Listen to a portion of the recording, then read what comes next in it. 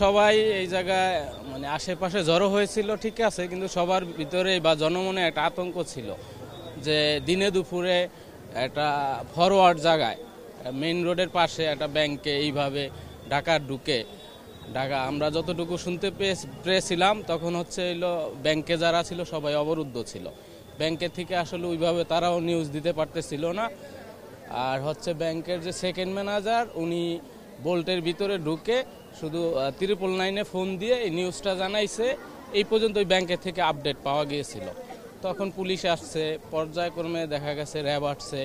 RAB আসার পরে ওরা প্রায় 3 ঘন্টা এইভাবে অবরুদ্ধ করে রেখেছে এবং মাইকিং করে যে তাদের আত্মসমর্পণ করার জন্য, কিন্তু তারা ওইভাবে সাড়া দেয় নাই। পরবর্তীতে সেনাবাহিনীর সহযোগিতায় তাদের উদ্ধার করা হয়েছে। আমি জানলাম আসলে দেখা যায় আপনার লোক ভিতরে ঢুকছে তখন ব্যাংকের 2 কর্মকর্তা বাইরে ছিল, ওনারা চা খাইতে বের হয়েছিল। হ্যাঁ, তো ওনারাই ফলো করছে যে আসলে এই লোকগুলো ঢুকলো কারণটা কি। তখন ওনারা বাইরের থেকে গেটটা লক করে দিছে। এরপর এই জানাজানি হইলো, এলাকা ব্যক্তি, পাশাপাশি পুলিশ আসলো, আসার পরে র্যাব আসলো, র্যাবের পরে সেনাবাহিনী আসলো। এলাকার সবাই আতঙ্কে পড়ে গেল। তখন সেনাবাহিনী এক পর্যায়ে যায় সবাইকে মনে করেন আপনার ওইখানে চাপায় দিল। লাস্ট ফিনিশিং ওনারা দেখা যায় যে কোনো একটা অ্যাকশনে যায় বা একটা আত্মসমর্পণ করে ওনাদেরকে নিয়ে গেল। আমরা সাধারণ জনগণ তো কিছু হইলে একটু মনে করেন আপনার দেখা যায় এই আবেগে থাকি। এটা আসলে দেখা যায় এখন মানুষরা তো ওইভাবে বলছি অনেকবার যে আপনারা চলে যান বা একটা সমস্যা হইতে পারে।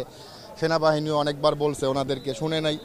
আমাদের বাঙালি জাত যেহেতু আমরা এই সমস্ত নিয়েই থাকি বা নিরাপত্তা সবার মনে একটা আতঙ্ক সৃষ্টি হয়েছে, সবার মনে ভয় সৃষ্টি হয়েছে। যেই পরিস্থিতি লাগে যেমন যুদ্ধ লেগে দেয় বাবা, এরকম পরিস্থিতি আসছিল। পুরো এলাকাটা গরম আসছিল, মানুষের ভিতরে অনেক ভয়ভীতি আসছিল। কিন্তু আইনশৃঙ্খলা বাহিনীকে ধন্যবাদ, তারা অনেক কঠোর পরিশ্রম করে তারা ধরে নিয়ে গেছে, তাদেরকে ধন্যবাদ। তখন আমরা প্রায় 4টার সময় জানতে পারি যে এখানে মানে একটা ডাকাইতের আক্রমণ ব্যাংকে ঢুকছে। তো ঢোকার পর মানে কিভাবে কারা কি করবে কিংবা কী পরিকল্পনা এরা কেউই জানতে পারে নাই। পরবর্তীতে আস্তে আস্তে ধীরে ধীরে এটার মানে ভার ধারণ করছে যে ওরা ডাকাতি করছে, লোকজন অনেক আছে, ভিতরে লোকজন ঢুকছে। ওরা জানা যাচ্ছে যে ওরা এই ধরনের একটা পরিকল্পনা করছে যে ওরা টাকা টুকা এরকম একটা কিছু চাইবে, কিন্তু এটা তারা মনে হয় তারা পরিকল্পনা সাকসেস হচ্ছে না। এলাকার সাধারণ পাবলিক জানতে পারছে এবং মাইক দিয়ে ঘোষণা করা হয়েছে যে এখানে ডাকাত ঢুকছে। তার মসজিদের মাইক দিয়ে ঘোষণা করার পরে জনসাধারণ জড়ো হয়ে গেল ধীরে ধীরে তখন ওদেরকে মানে আক্রমণ আটকে লাইল। এরপরই তারা আটকে হয়ে গেল।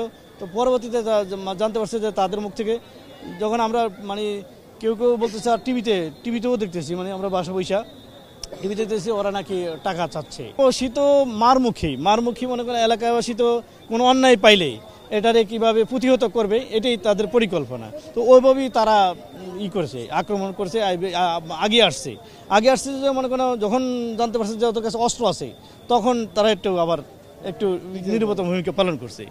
এটা দিকে পরে ধীরে ধীরে প্রশাসন চলে আসছে, এরপরেই প্রশাসনের ভূমিকাই বেশি। ঘটনা আনুমানিক আমি আসছি 12:30 পরে, 12:30 পরে আনুমানিক 1:15 পরে যখন আমরা দোকান খুলতেছিলাম ওই মুহূর্তে আমাদের ভাগ্নে হাবিব, আমার ভাগ্নে লাগে সম্পর্কে, হাবিব দৌড়ে আসছে, হাতে একটা লাঠি। বললাম যে হাবিব দৌড়ে আসছেন? কইছে মামা ব্যাংকে ডাকাত আসছে। ব্যাংকে ডাকাতি হইতেছে আমরা জানি না, দুষ্টামি করিস না। ও বললো যে না মামার সে ডাকাতি হইতেছে। তখন দোকানটা এখানে ব্যাংকের দিকে আগায় দেখলাম যে ব্যাংকের গেট তালাবদ্ধ, তালা মারা। ব্যাংকের ভিতরে কিছুক্ষণ পরে আবার আরেকটা জিনিস দেখছি, প্রায় আনুমানিক 10-15 মিনিট পর ব্যাংকের ভিতর থেকে ইলেকট্রিসিটি লাইটগুলো অফ করে দেওয়া হয়েছে।